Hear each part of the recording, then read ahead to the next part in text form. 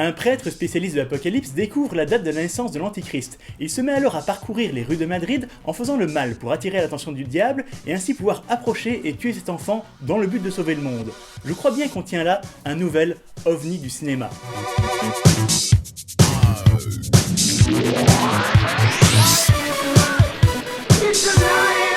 El Día de la Bestia, le jour de la bête, est un film espagnol sorti en 1995 réalisé par l'excellent Alex de la Iglesia. J'ai déjà fait une autre vidéo sur son ovni, Acción Mutante, et comme celui-ci, El Día de la Bestia est mené par l'acteur Alex Angulo. Le film démarre sur une belle chute de croix. Sachant l'apocalypse proche, le père Angel fait tout pour trouver l'Antichrist. Il se retrouve, bon gré mal gré, accompagné de deux autres personnages hauts en couleur pour accomplir sa quête. José Maria, un métalleux basique qui trouve que tout est très puissant. Et le professeur Cavan, un médium de la télé qui est forcé de faire des rituels auxquels il ne croit pas du tout.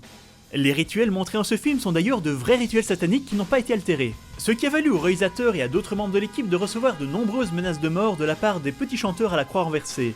Enfin je veux dire de diverses institutions de satanistes. Je n'ai pas trop envie de rentrer dans le scénario pour ne pas vous spoiler tous les détours de celui-ci.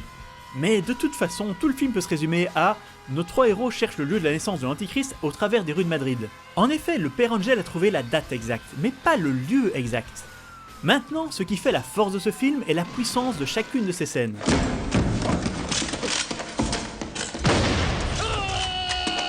Il y a un équilibre précaire, merveilleusement gardé, entre sérieux et humour, entre surnaturel et réel. Au final, sans vous spoiler la fin, on peut supposer qu'il y a bel et bien le diable derrière de nombreux événements du film. Ceci est démontré par cette scène particulièrement marquante.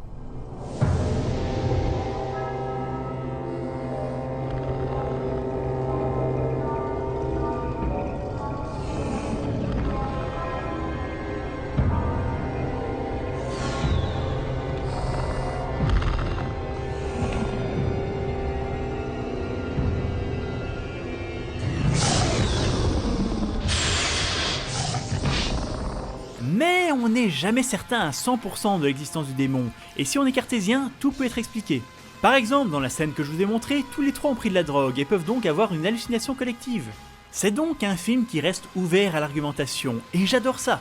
Mais un autre élément extrêmement fort du film est tout simplement son personnage principal, le père Angel, et sa véritable descente aux enfers.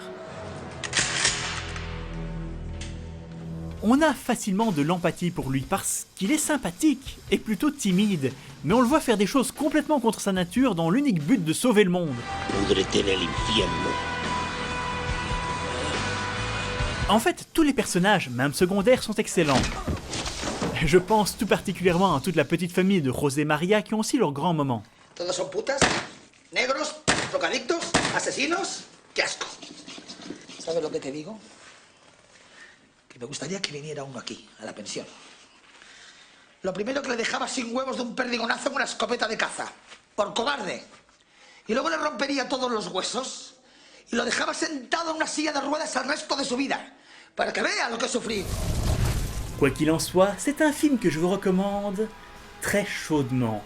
Regroupez vos amis, retournez vos crucifix et sacrifiez quelques pilons de poulet pour l'occasion d'une soirée Jour de la Bête. Malheureusement, le DVD commence à être difficile à trouver, et à ma connaissance, il n'y a pas de Blu-ray, du moins pas encore pour ce film.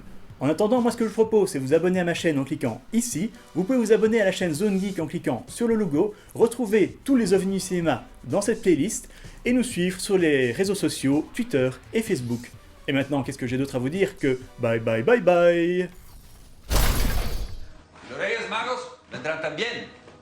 Los magos seremos nosotros. Nosotros. Cojonudo. ¿Y el gilipollas? ¿Ese de qué va? ¿De paje?